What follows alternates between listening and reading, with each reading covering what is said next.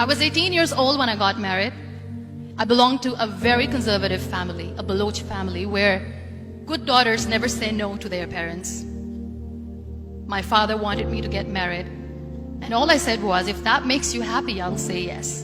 And of course, it was never a happy marriage. Just about after 2 years of getting married, about 9 years ago, I met a car accident. Somehow my husband fell asleep and the car fell in the ditch. He managed to jump out, saved himself. I'm happy for him. But I stayed inside the car and I sustained a lot of injuries. The list is a bit long. Don't get scared. I'm perfectly fine now. Radius ulna of my right arm were fractured. The wrist was fractured. Shoulder bone and collarbone were fractured.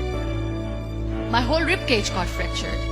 And because of the rib cage injury, lungs and liver were badly injured.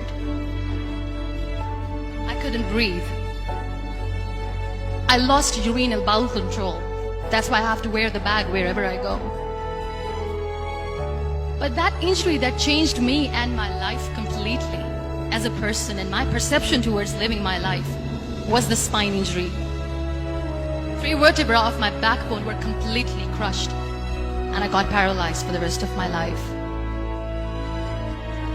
So this accident took place in a far-flung area in the outskirts of a very small province, Balochistan, where there was no first aid, no hospital, no ambulance. I was in the middle of nowhere in that toppled car. Many people came to rescue. They gave me CPR. They dragged me out of the car. And while they were dragging me out, I got the complete transection of my spinal cord. I finally ended up in a hospital where I stayed for 2.5 months. I underwent multiple surgeries. Doctors have put a lot of titanium in my arm. There's a lot of titanium at my back to fix my back. That's why people in Pakistan call me the Iron Lady of Pakistan.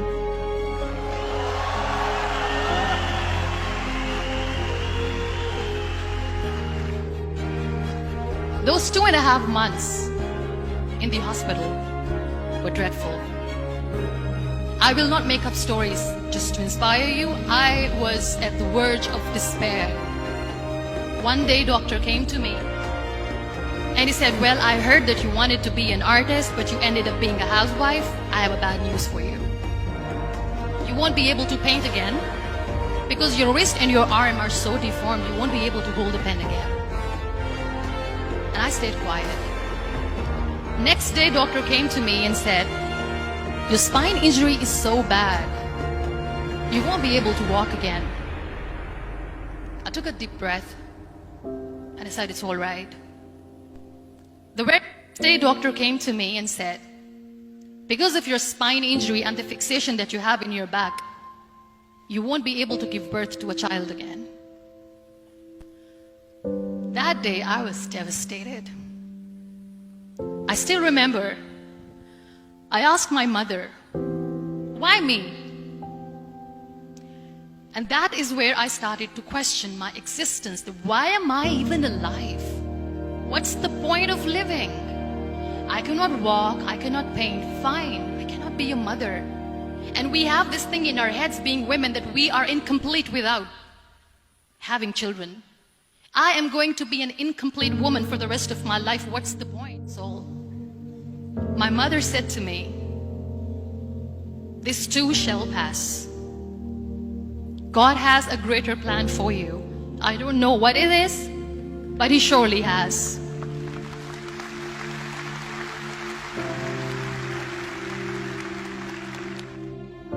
So what kept me going was, one day I asked my brothers, I know I have a deformed hand, but I'm tired of looking at these white walls in the hospital and wearing these white scrubs.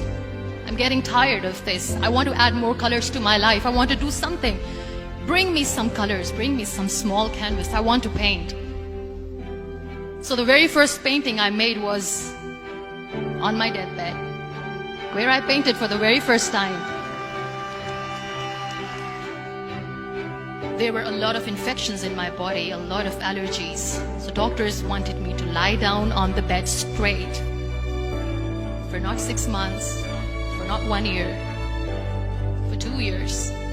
I was bedridden, confined in that one room, looking outside the window, listening to the birds chirping, and thinking maybe there will be a time when we'll be going out with the family and enjoying the nature.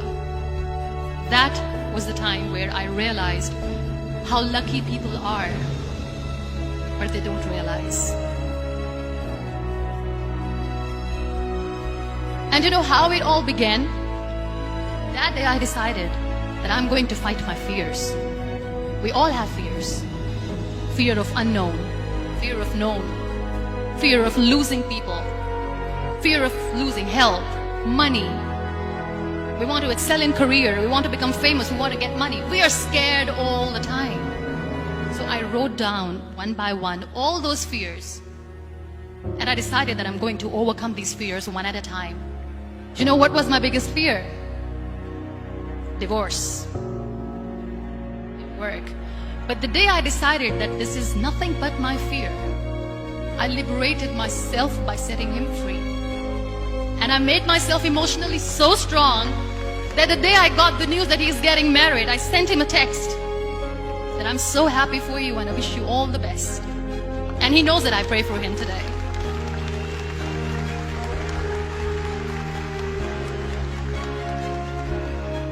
My biggest fear, number 2, was I won't be able to be a mother again.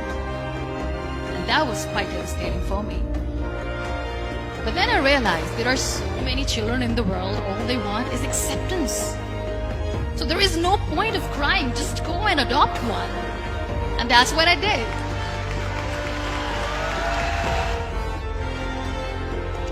So when you accept yourself the way you are, the world